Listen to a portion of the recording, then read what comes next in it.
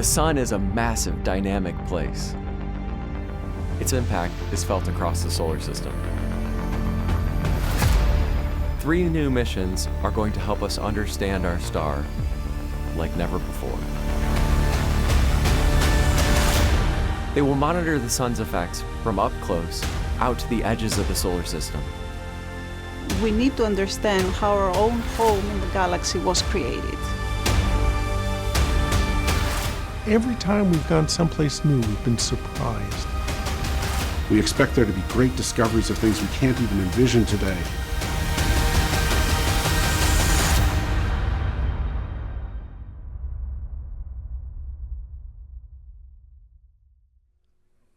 Good afternoon and welcome to NASA's Kennedy Space Center. I'm Daryl Nail. Appreciate you joining us. We're here ahead of the launch of NASA's Interstellar Mapping and Acceleration Probe, or IMAP, targeted for 7:32 a.m. Eastern, a launch that is, on Tuesday, September 23rd, on a SpaceX Falcon 9 rocket from Pad 39A. IMAP will study how the sun shapes the space around us with 2 rideshare missions on board. NASA's Carruthers Geocorona Observatory, imaging Earth's outer atmosphere, and NOAA's SWIFO L1, providing early warnings of solar storms.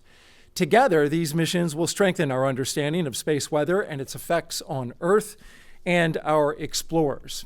And to talk about that and answer your questions for the media today, joining me here is a fine panel of folks, starting with Dr. Nikki Fox, our Associate Administrator for Science Mission Directorate at NASA headquarters.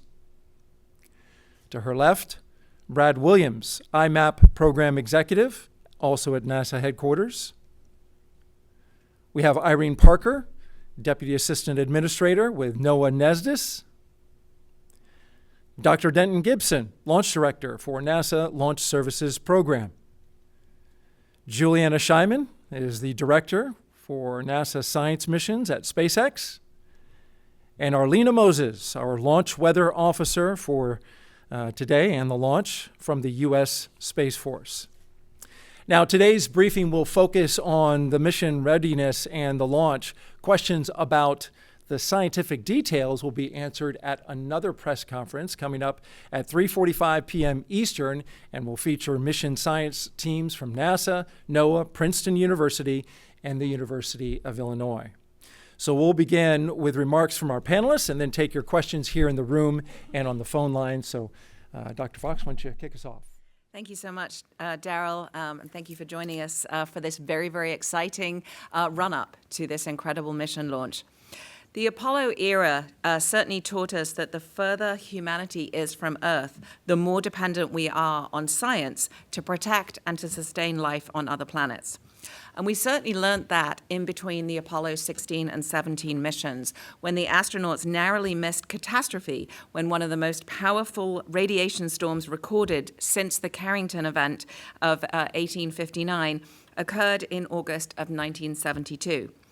Had the astronauts been in orbit or, in fact, on the moon's surface, they could have experienced dangerous levels of high radiation sparked by the historically enormous solar flares bursting from the sun at unprecedented speeds. I'll say, if you haven't seen it, it's called the Seahorse Flare, and I seriously do recommend that you Google it. It's a beautiful flare. The storm, not only was it beautiful, but it was so fast that the solar radiation itself was so intense that the impacts didn't just remain in space.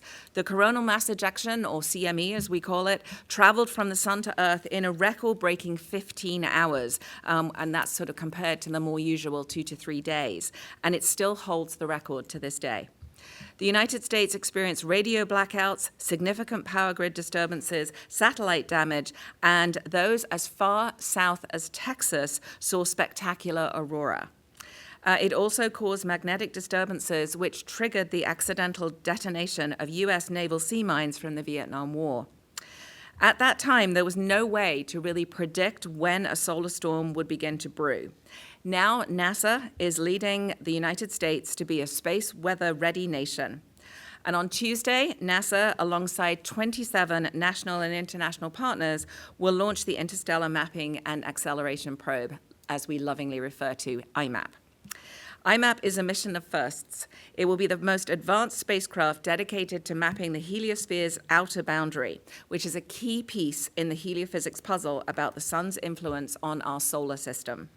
To do this, IMAP will spin every 15 seconds to measure the invisible plasma around it, and it will do that using a comprehensive suite of 10 revolutionary instruments. From its strategic position 1 million miles upstream from the Earth, IMAP will provide warnings, and they will be provided, of course, for Artemis 2 and Artemis 3 of incoming radiation. It will provide advance notice for astronauts and for those on Earth using the IMAP Active Link for Real-Time, or iAlert, system. Radiation exposure is a real threat to our astronauts traveling to the moon and beyond. Humanity has only ever existed inside our protective magnetosphere, and as we travel beyond that protective shield, whether it be to the moon or to Mars, the actionable information from missions like IMAP will keep our astronauts